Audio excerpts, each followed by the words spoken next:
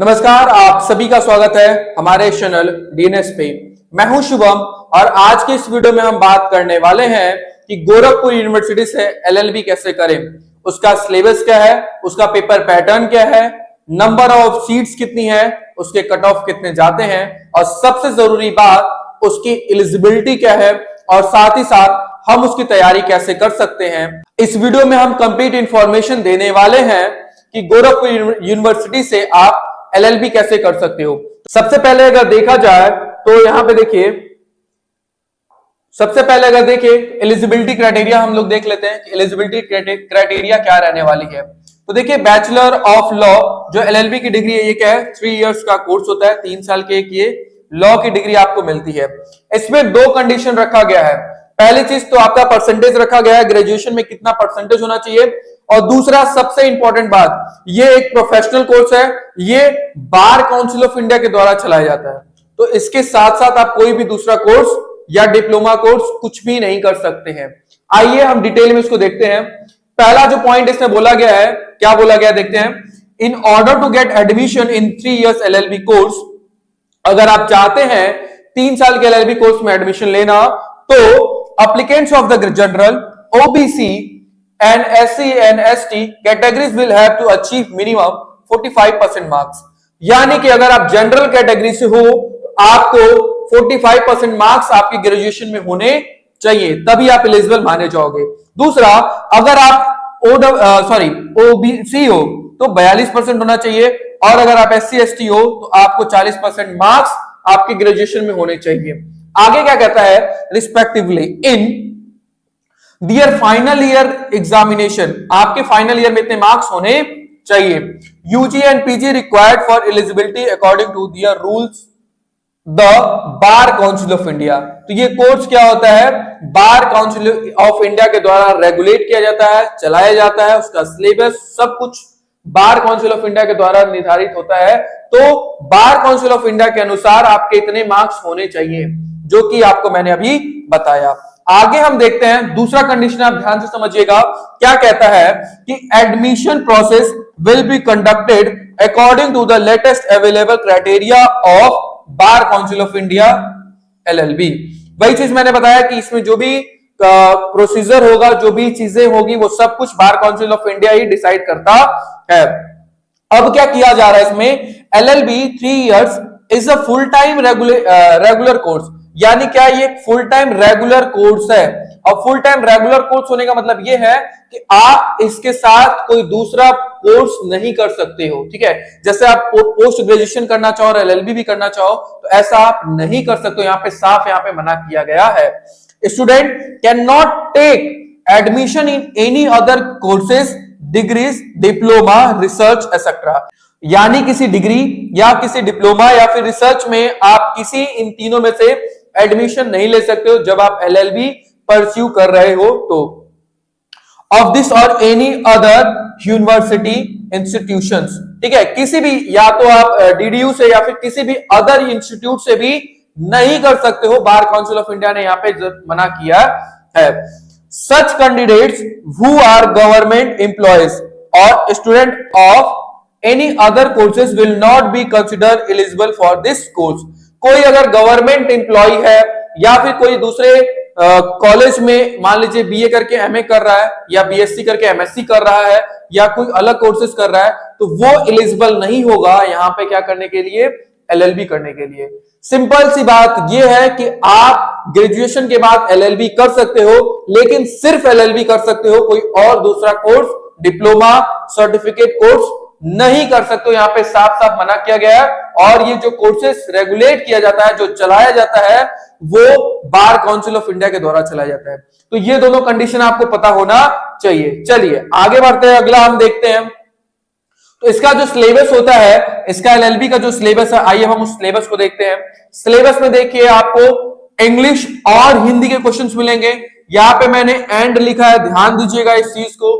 अब आप लॉ के फील्ड में जाने वाले हो तो आपको एक एक चीज याद रखना होगा। एंड मैंने बोला है, यानी कि और साथ में कोई एक नहीं, दोनों आपको पढ़ने होंगे। और दोनों क्वेश्चंस कितने आएंगे आपको, तो 20 क्वेश्चंस मिला के आएंगे। यानी आप कह सकते हो कि लैंग्वेज से 20 क्वेश्चंस आपको यहाँ पे देखने को मिलेगा। इंग्लिश और हिंदी को मिला के 20 क्वेश्चन आपसे पूछा जाएगा। आगे हम बात करते हैं तो जीके जीएस की बात करते हैं, ठीक है। जीके जीएस में देखिए general awareness and current affair आता है। अब करंट अफेयर और जनरल नॉलेज, जनरल अवेयरनेस किससे रिलेटेड होनी चाहिए, तो वो रिलेटेड होने चाहिए कुछ लॉ से रिलेटेड होने चाहिए। जैसे अभी बहुत सारे नए कानून बने हैं, इसके बारे में आपको पता होना चाहिए। 3 जो बड़े नए कानून को बदल दिया गया है, सीआरपीसी, आईपीसी, इन सबको बदल दिया गया है। तो आपको नए कानून जो है इसके बारे में थोड़ी बहुत जानकारी होनी चाहिए। अभी जो संविधान की बेंच बैठी थी, फिर अभी 7 जजेस की बेंच भी बैठी थी, क्यों बैठी थी, क्या हुआ था, ये जनरल जो करंट अफेयर है ये आपको तैयार होना चाहिए। शिक्षा मंत्री कौन है, ठीक है, आपके कानून मंत्री कौन है, ठीक है, सीजीआई कौन है, ऐसे जो बेसिक लीगल अवेयरनेस है वो आपको यहाँ पे पता होना चाहिए करंट अफेयर के अंदर। आगे हम बात करते हैं तो लीगल एप्टीट्यूड, आधा पेपर आप कह सकते हो कि लॉ का ही आएगा यहाँ पे। ये दोनों मिला के देखिए 20 और 30 क्वेश्चन मिला के ये 50 क्वेश्चन बन रहे हैं, और लॉ का आपको अलग से 50 क्वेश्चन देखने को यहाँ पे मिलेगा। तो आइए अब हम थोड़ा सा और इसको डिटेल में देखते हैं कि क्या है इसका सिलेबस, डीडीयू एलएलबी का सिलेबस, और डिटेल में थोड़ा समझने की हम कोशिश करते हैं। उससे पहले हम पेपर पैटर्न पे आ जाते हैं। पेपर पैटर्न आप देखिए कि जरा पेपर पैटर्न कितना क्वेश्चन पूछता है, कैसे पूछता है, क्या लिखने को तो नहीं दे देगा। आइए अब हम उसको हम देख लेते हैं। सबसे पहले नंबर ऑफ क्वेश्चंस की बात किया जाए तो नंबर ऑफ जो क्वेश्चंस है यहाँ पे कितने पूछे जाएंगे, नंबर ऑफ क्वेश्चंस आपसे 100 क्वेश्चंस पूछेगा। कितने क्वेश्चंस होंगे, 100। और जो क्वेश्चंस होंगे वो भी क्या होंगे, एमसीक्यू वाले होंगे, यानी मल्टीपल चॉइस क्वेश्चंस होंगे। यानी एक चीज तो हो गया कि आपको लिखना नहीं होगा, आपको गोला भरना होगा सिर्फ। अब आगे देखिए जो टाइम आपको मिलता है वो 2 घंटे का आपको यहाँ पे टाइम मिलेगा। और इसमें सबसे बड़ी बात आपको ये ध्यान रखनी है कि कोई भी नेगेटिव मार्किंग इसमें नहीं है, कोई भी क्या इसमें नेगेटिव मार्क्स नहीं है।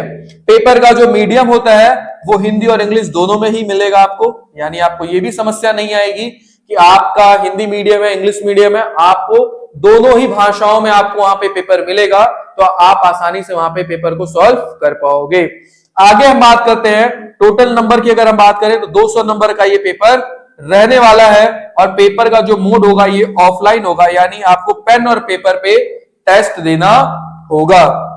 अगर आपका एक क्वेश्चन सही होता है तो आपको वहां पे 2 नंबर मिलेगा, और अगर आपका एक क्वेश्चन गलत होता है तो आपका एक भी मार्क्स नहीं कटेगा। जो कि ये सबसे बड़ी बात है कि आप अगर क्वेश्चन गलत भी करते हो तो आपके कोई मार्क्स नहीं कटेंगे।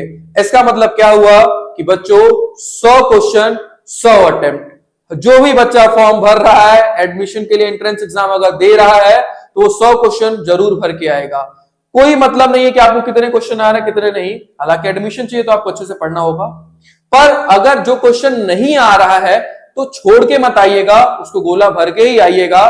जो भी आपको अक्कड़ बक्कड़ बम्बे या फिर कोई भी आप जो ट्रिक लगाइए कि ABC टॉस कर लीजिएगा, जो भी आपको करना होगा कर लीजिएगा, पर गोला भर के जरूर आइएगा। यहाँ पे 100/100 करके ही आइएगा। 100 क्वेश्चन में से 100 क्वेश्चन अटेम्प्ट तो जरूर करना है, ठीक है, अटेम्प्ट जरूर करना है, ठीक है, अटेम्प्ट 100 के 100 करने हैं भाई, ठीक है। चलिए अब सिलेबस जरा देख लेते हैं। जो लैंग्वेज की बात हमने करी थी, इंग्लिश और हिंदी को मिला के, उन दोनों का सिलेबस हम देखते हैं एक एक करके कि क्या सिलेबस रहने वाला है। तो इंग्लिश का जो सिलेबस है इसमें जनरली आप देखोगे तो 10 क्वेश्चन से आसपास आते हैं इंग्लिश में से। अब उसका सिलेबस क्या है, देखिए इंग्लिश लिटरेचर से थोड़ी बहुत चीजें आती है, जो बुक्स एंड ऑथर्स हैं उसके बारे में पूछ लिया जाता है। बुक्स एंड ऑथर, ठीक है, इंग्लिश की जो फेमस होते हैं, ठीक है, इसमें भी क्या होंगे जो फेमस होंगे इसके बारे में आपको पढ़ लेना होगा, ठीक है। इंग्लिश ग्रामर भी आपको अच्छे से कर लेना होगा, और ग्रामर में भी सब कुछ नहीं, आपको बेसिक पार्ट्स ऑफ स्पीच और टेंस की जानकारी होनी चाहिए। अगर आपका ये दोनों क्लियर है और आपकी थोड़ी बहुत स्पेलिंग लिखने में आप सही हो, आप यहाँ पे सारे क्वेश्चंस बना पाओगे। अब आप देखते हैं इसमें क्या है, नाउन है, प्रीपोजिशन है, सिनोनिम्स एंटोनिम्स है, फिल इन द ब्लैंक्स है, word meaning, idioms and phrases है, या फिर correct spelling, knowledge of poems and types, proverb. तो ये चीजें आप देख लेना। बेसिकली आप 2 चीजें याद रखना कि आपको किस पे ध्यान देना है। तो पार्ट्स ऑफ स्पीच और टेंस अगर आपने अच्छे से करा है तो इसमें से आप 6-7 क्वेश्चन बना पाओगे। आगे हम बढ़ते हैं हिंदी पाठ्यक्रम की। अगर हिंदी भाषा की बात करें, हिंदी में से लगभग 10 क्वेश्चन आते हैं। तो आइए अब हम देखते हैं कि हिंदी में कैसे क्वेश्चंस पूछे जाते हैं। हिंदी लिटरेचर हो गया, हिंदी साहित्य से कुछ क्वेश्चंस देखने को मिलेंगे। उसके बाद अगर हम दूसरे पॉइंट पे देखें तो बुक्स एंड ऑथर, पुस्तक और लेखक के बारे में यहाँ पे क्वेश्चंस पूछे जाते हैं। जो बहुत प्रसिद्ध किताबें हैं उसके जो लेखक है, इसके बारे में भी आपको क्वेश्चंस यहाँ पे मिलेगा।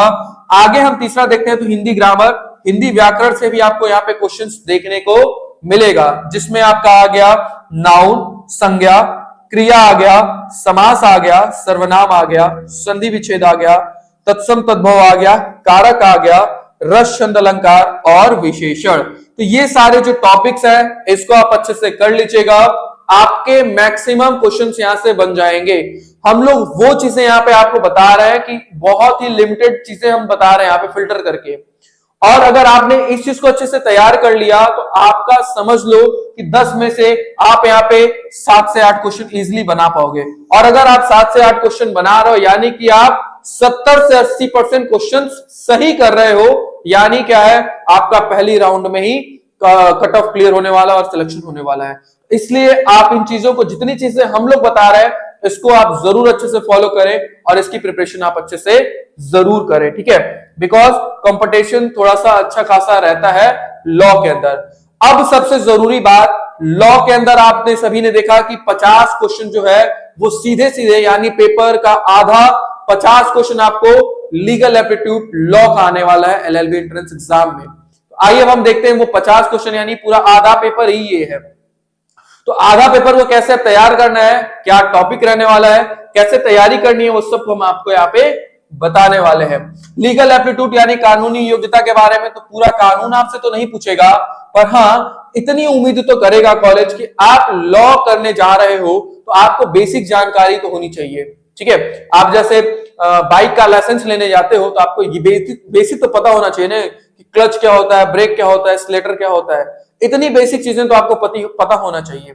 वैसे ही एडमिशन अगर आप लेने जा रहे हो लॉ के लिए तो कॉलेज वाले एक्सपेक्ट तो करेंगे ही आपको बेसिक चीजें पता हो। संविदा क्या होता है, संविधान में क्या क्या चीजें होती हैं, मौलिक अधिकार क्या होता है, मौलिक कर्तव्य क्या होता है, डीपीएसपी क्या होता है, राष्ट्रपति को कैसे चुना जाता है, प्रधानमंत्री को कैसे चुना जाता है, गवर्नर को कैसे चुना जाता है।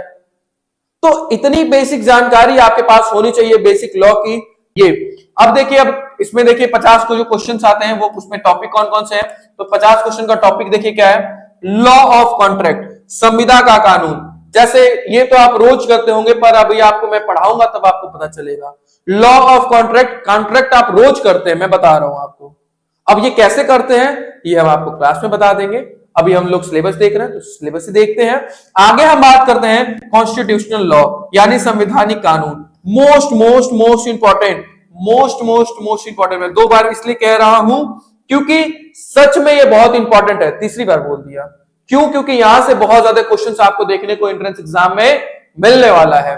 आगे देखिए, लीगल मैगजीम, कानूनी सिद्धांत जो होते हैं, या फिर लीगल मैगजीम कह सकते हैं कि लॉ के कुछ ऐसे टर्म्स जो यूज किए जाते हैं जिसका कुछ विशेष मतलब होता है। ये लॉ के कुछ टर्म्स हैं जो आपको यूज किए जाते हैं आपके लॉ के अंदर, और वो बेसिक नॉलेज आपके पास होनी चाहिए। तो वो वर्ड मीनिंग जैसा ही होता है।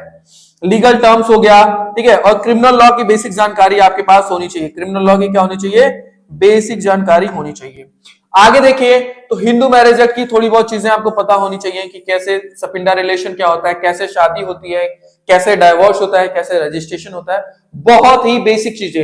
ये क्या है, ये आपको अच्छे से पढ़ना है। ये क्या करना है, ये देखिए जो चीजें मैंने आपको बताई, ये क्या है, मेजर टॉपिक है। ये क्या है, मेजर है। और ये जो मैं आपको बता रहा हूं ये क्या है, माइनर है, ठीक है। ये क्या है, माइनर है, ठीक है। ये देखिए, ये तीनों जो चीजें हैं इसको तो बदल दिया गया है। ये तीनों जो है बदल दिया गया है, पर क्या आपके सिंटेंस में बदला है कि नहीं बदला है, ये नया जो ब्रोशर आएगा इसमें बताया जाएगा। और ये मैं आपको अपडेट करूंगा कि क्या आईपीसी, सीपीसी और सीआरपीसी रहेगा एंट्रेंस एग्जाम में या नहीं। इसलिए आप क्या करेगा, अभी इन चीजों को छोड़ के आप ये बेसिक चीजें हिंदू लॉ और मुस्लिम लॉ का देख लीजिएगा कि पॉवर्टी एज क्या होती है, या फिर मुस्लिम लॉ में कैसे शादी होता है, ठीक है। ये सब कुछ आप वहां पे बेसिक चीजें देख सकते हो। बाकी इन तीनों चीजों के लिए मैं अपडेट आपको जरूर करूंगा। अभी सिलेबस में था इसलिए मैंने बताया, पर अब नेक्स्ट ईयर क्योंकि तीनों कानून बदल दिए गए हैं तो क्या वो पुराना ही रहेगा या नए वाले में से पूछेंगे, ये आपका जब ब्रोशर आएगा, एंट्रेंस का फॉर्म आएगा तभी क्लियर हो पाएगा।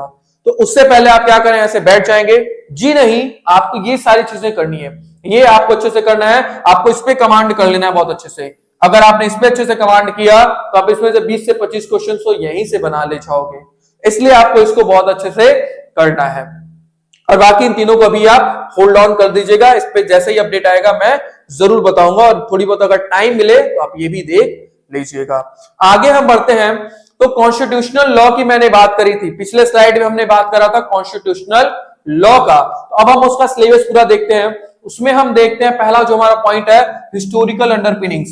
हिस्टोरिकल अंडरपिनिंग्स का मतलब है कि कैसे हमारा संविधान बना, जो दुनिया का सबसे बड़ा संविधान है कैसे बना, कैसे ब्रिटिश ईस्ट इंडिया कंपनी आई थी, फिर ब्रिटिश क्राउन का रूल हुआ, बहुत सारी क्रांतियां की, बहुत लोगों की जाने गए, उसके बाद हमारा जो संविधान बना, तो उसका इतिहास क्या है, ठीक है, उसका इतिहास क्या है उसके बारे में हम यहाँ पे देखेंगे। उसके बाद हम देखेंगे एक ये जो भी चीजें यहाँ पे हैं, ये इतिहास बताने का हमारा रीजन ये है, मैं इतिहास का टीचर नहीं हूं, पर हाँ इतिहास से आपको ये पता चल जाएगा, आप एक कहानी के जैसे रिलेट कर पाओगे कि हाँ ऐसा हुआ ऐसा हुआ ऐसा हुआ, इसलिए फिर हमारा जो संविधान है इतना बेहतरीन और दुनिया का सबसे बड़ा संविधान बना, और कह सकते हैं बहुत ही अच्छा संविधान है हमारे भारत देश का।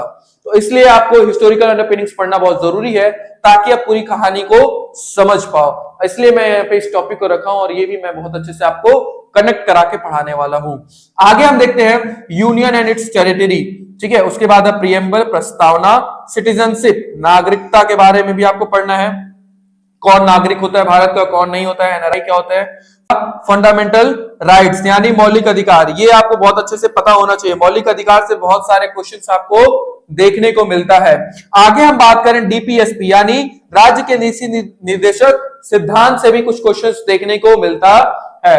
अगला पॉइंट हमारा है फंडामेंटल ड्यूटी यानी मौलिक कर्तव्य क्या क्या है, उसके बारे में आपको यहां से क्वेश्चंस देखने को मिलेगा।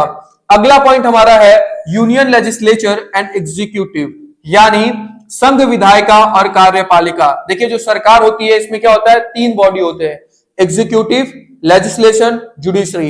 ये तीनों बॉडी आपको बहुत अच्छे से पढ़ना होगा, किसका क्या काम है और कैसे एक दूसरे को ये चेक एंड बैलेंस करते हैं, ये सब कुछ हम आपको वहां पे कराने वाले हैं। स्टेट लेजिस्लेचर एंड एग्जीक्यूटिव यानी राज्य विधायिका और कार्यपालिका के बारे में, यूनियन एंड स्टेट जुडिशरी के बारे में, संघ एवं स्थानिक न्यायपालिका कैसे काम करता है, हमारा जुडिशरी सिस्टम है कैसे काम करता है, सुप्रीम कोर्ट कैसे काम करता है, हाई कोर्ट कैसे काम करता है, लोअर कोर्ट या फिर डिस्ट्रिक्ट कोर्ट कैसे काम करता है, इसके फंक्शन क्या होते हैं, इसके पावर क्या होते हैं, ये सब कुछ हम वहां पे आपको कराने वाले हैं। अगला पॉइंट हमारा है लोकल गवर्नमेंट, जैसे पंचायती राज, म्युनिसिपैलिटी, ये सब क्या है, स्थानीय सरकार के अंदर आता है, और यहां से भी क्वेश्चंस देखने को मिलता है, कब इसको जोड़ा गया था संविधान के अंदर, ये सब कुछ आपको यहाँ पे कराया जाएगा। अगला पॉइंट हमारा है इमरजेंसी प्रोविजन, आपातकालीन जो प्रावधान है इसके बारे में, और लास्ट हमारा जो इलेक्शन। तो ये हमारे क्या है कॉन्स्टिट्यूशनल लॉ के मेजर टॉपिक है, इसको आपको बहुत अच्छे से कर लेना है, क्योंकि देखिए जो कॉन्स्टिट्यूशन है हमारा ये 50 क्वेश्चंस, जो लॉ है वो 50 क्वेश्चन आपके एंट्रेंस एग्जाम में आने वाला है, और इसका मतलब ये नहीं है कि आप पूरे कॉन्स्टिट्यूशन को लेके बैठ जाओ, उसमें से बहुत ही सिलेक्टिव पॉइंट्स को आपको लेके बैठना होगा ताकि आप अच्छा मार्क्स ला पाओ, ठीक है। बहुत सारा अगर कॉन्स्टिट्यूशन लेके बैठ जाओगे तो देखिए दुनिया का सबसे बड़ा संविधान है, तो बहुत ज्यादा टाइम भी लग जाएगा आपको कवर करने के लिए। आपको पूरा संविधान लेके नहीं बैठना है, आपको सिर्फ ये सारे पॉइंट जितने भी मैंने आपको बताया है यही सिलेक्टिव पॉइंट्स आपको पढ़ना है, और इससे अगर 20 क्वेश्चन बन रहा है तो इसमें आप 17-18 क्वेश्चन इजिली बना पाओगे, ठीक है। अगर आपने ये टॉपिक अच्छे से कर लिया तो आप यहां से सारे क्वेश्चंस में से 17-18 क्वेश्चंस इजीली बना पाओगे, ठीक है। ये सारे टॉपिक्स आप तैयार कर लीजिएगा। आगे हम बात करते हैं करंट अफेयर में। करंट अफेयर का मैंने थोड़ा सा डिस्कस आपसे करा ही था कि करंट अफेयर आपको कैसे पढ़ना है। तो देखिए नेशनल न्यूज में जो भी आ रहा है, राष्ट्रीय समाचार में, जैसे अभी कोविड को लेके आ रहा है कि तो कोई नया वेरिएंट फैल रहा है, उसके वैक्सीन के बारे में जो भी चीजें हैं, तो ऐसे जो राष्ट्रीय समाचार, राष्ट्रीय लेवल के न्यूज हैं, ठीक है, वो आप थोड़ा देख लीजिएगा। इंटरनेशनल न्यूज में भी जो है अंतरराष्ट्रीय समाचार में क्या चल रहा है, थोड़ी बहुत मेजर घटनाएं जो है वो देख लेना है आपको। गवर्नमेंट स्कीम्स जो चल रही हैं, सरकारी योजनाएं, ये आपको देखना है, क्योंकि लॉ एंट्रेंस एग्जाम है, तो गवर्नमेंट स्कीम्स क्या क्या ला रही है, जो भी चीजें हैं ये आप देख लीजिएगा। और सबसे इंपॉर्टेंट है पॉलिटी एंड गवर्नेंस, यानी राजनीति और शासन में क्या चल रहा है, क्या बदलाव हुए हैं, क्योंकि अभी देखिए 2023 के अंदर बहुत मेजर कानून के अंदर बदलाव किया गया, जो तीनों मेन कानून थे हमारे वो तीनों को बदल दिया गया है। तो उससे करंट अफेयर में भी क्वेश्चंस पूछा जाएगा और लॉ में तो पूछा ही जाएगा, तो वहां से आप देख सकते हैं कि उसको भी अच्छे से आपको तैयार करना है। अगला पॉइंट हमारा है स्पोर्ट्स एंड अवार्ड्स, खेल और पुरस्कार से भी क्वेश्चंस देखने को मिलेगा। लास्ट हमारा एग्रीकल्चर, साइंस और टेक, कृषि विज्ञान और तकनीक से भी आपको यहाँ पे क्वेश्चंस देखने को मिलेगा। तो ये जो हमने पूरा सिलेबस बताया आपको, ये आपको बहुत अच्छे से तैयार करना होगा। अब बात करते हैं कि हाउ टू प्रिपेयर। तो डीएनएस आप सभी के लिए कंप्लीट सॉल्यूशन लेके आ रहा है, जहां पे जो भी हमने ये सिलेबस अभी आपको बताया वो सब कुछ एकदम फिल्टर शॉर्ट ट्रिप्स आपको कराया जाएगा। आइए अब हम देखते हैं कि कैसे आप अपनी एंट्रेंस एग्जाम की तैयारी को कर सकते हो। उससे पहले जरा कट ऑफ और फीस के बारे में भी हम लोग देख लेते हैं। तो डीडीयू की अगर हम बात करें तो इसकी जो फीस है, देखिए सालाना जो आपको फीस देना होगा वो 3665 रुपए यहाँ पे फीस है इसकी, ठीक है। एलएलबी की बात करें 3665 रुपए इसकी फीस है। आगे हम अगर बात करें कि नंबर ऑफ सीट्स कितनी है, तो सीट्स देखिए यहाँ पे 300 सीट्स हैं। कितनी सीट है कॉलेज में, तो मेन कैंपस में आपको 300 सीट यहाँ पे एलएलबी के अंदर मिलेगा। और अगर कट ऑफ की बात करें तो देखिए कट ऑफ जो हमने ये लिखा है, ये कट ऑफ हमने पहले राउंड के काउंसलिंग का लिखा है, यानी आपकी जो काउंसलिंग होती है वो 3 से 4 राउंड में काउंसलिंग होती है। तो कट ऑफ जो होगा वो थोड़ा बहुत डाउनफॉल आता है, 2-4 नंबर हर काउंसलिंग में क्या होगा, नीचे नंबर आएगा। पर ये जो मार्क्स हमने लिखा है ये मार्क्स वो है जो पहले राउंड में कट ऑफ में थे। तो क्या आप सभी चाहते हो अगर पहले राउंड में लाना, तो आपको इसी के आसपास मार्क्स लाना होगा, ठीक है। जैसे जनरल के लिए अगर आपका 142 है, या फिर अगर मान लीजिए अगर आपका 134 प्लस भी है ना, तो भी आप मान सकते हो कि आपका पहले राउंड में एडमिशन हो सकता है। 10 नंबर का आप इसमें ले सकते हो, माइनस करके ले सकते हो, क्योंकि इसमें क्या है, ये जो मैंने मार्क्स बताया है ये पहले राउंड को बताया है, और दूसरी तीसरी राउंड में आपको इसके आसपास मार्क्स अगर आपके हैं तो आप एक ये सेफ स्कोर मान सकते हो जहां पे आपके एडमिशन होने के चांसेस बनते हैं पूरे पूरे, ठीक है। अगला हमारा ईडब्ल्यूएस। ईडब्ल्यूएस में 138, अगर मिनिमम की बात करें, ये मैक्सिमम की मैंने बात करा कि मैक्सिमम अगर आपके इतने प्लस हैं तो आप ये मान सकते हो कि आपके एडमिशन होने के चांसेस पूरे हैं। मिनिमम कम से कम 128 प्लस होने चाहिए आपके, ठीक है। अगला बात करते हैं ओबीसी का। ओबीसी का भी आप देखिए 138 है तो 128 प्लस मान के चलिए, इतने मार्क्स अगर हैं तो आप एक सेफ स्कोर में हो, आपके एडमिशन होने के चांसेस है। एससी एसटी है तो आप 100, आप यहाँ पे 24 प्लस मान लीजिए, ठीक है। तो ये वो स्कोर है, ये तो वो स्कोर है जो एकदम सेफ है, और ये वो स्कोर है जहां पे आपके चांसेस बनते हैं एडमिशन मिलने के, ठीक है। सीट्स 300 है और फीस मैंने आपको यहाँ पे बता दिया। सब कुछ आपको ये पता चल गया कि फीस क्या है, सीट क्या है, सिलेबस क्या है, कैसे पढ़ना है, कौन कौन से टॉपिक्स हैं। अब सबसे बड़ा सवाल कि कैसे आप तैयारी कर सकते हैं। तो आपके लिए डीएनएस एक कंप्लीट सॉल्यूशन लेके आया है। जितने भी सिलेबस हमने आपको बताया, जो सब कुछ मैंने आपको बताया, वो सब कुछ हम लोग कवर कराने वाले हैं और आपको पूरी तैयारी कराने वाले हैं। तो आइए अब हम उसको देखते हैं कि डीएनएस आपकी प्रिपरेशन में कैसे हेल्प करने वाला है। तो देखिए डीएनएस आपको घर बैठे पूरी तैयारी कराने वाला है दीनदयाल उपाध्याय विश्वविद्यालय में प्रवेश परीक्षा के लिए, एलएलबी 2024 के लिए। अब इसके अंदर हम लोग क्या क्या देने वाले हैं, तो हमारा जो कोर्स है वो ऑनलाइन कोर्स में हम लोग क्या क्या हमारे फीचर्स हैं, आइए अब हम उस पर एक नजर डाल लेते हैं। हमारा जो कोर्स होगा इसमें लाइव और रिकॉर्डेड वीडियो लेक्चर्स होंगे, यानी कि जो भी आपको मैंने अभी सिलेबस बताया वो सभी सिलेबस की जो वीडियोस होंगी वो आपको लाइव प्लस रिकॉर्डेड फॉर्म में मिल जाएंगी, जिसको आप एक बार, 2 बार, 3 बार देख सकते हो, यानी अनलिमिटेड टाइम आप उस वीडियो को देख सकते हो। अगर आपको एक बार में नहीं समझ में आता है, आप 2 बार 3 बार उस वीडियो को देख सकते हो। उसके बाद जैसे ही वो क्लास खत्म होती है उसके क्लास नोट्स और शॉर्ट नोट्स भी आपको प्रोवाइड किए जाते हैं, जिससे आप उसको रिवीजन भी कर पाओगे इजिली।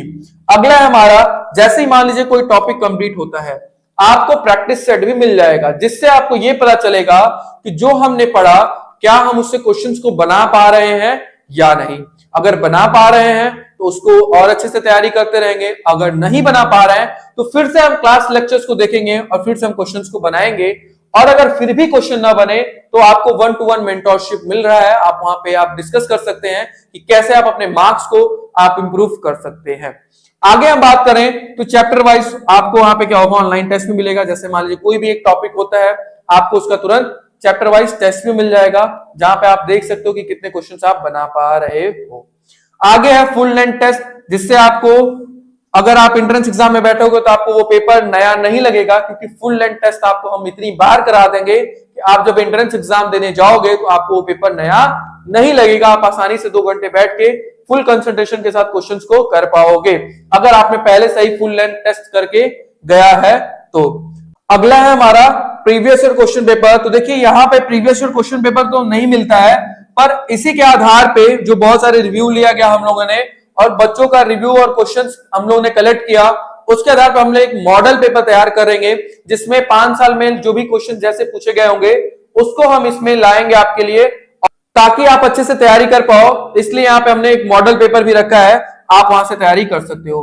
और लास्ट पॉइंट हमारा special guidance till entrance exam admission तक। हम आपको क्या करने वाले हैं, स्पेशल गाइडेंस देंगे और 1-to-1 मेंटरशिप में आप रहेंगे, जहां पे आपके एडमिशन तक हम आपके साथ रहेंगे, और सारी इंफॉर्मेशन, पढ़ाई भी, और साथ में जो भी कैसे फॉर्म भरना है, कैसे काउंसलिंग में जाना है, सारी इंफॉर्मेशन साथ साथ प्रिपरेशन, ये दोनों हम आपको यहाँ पे देने वाले हैं।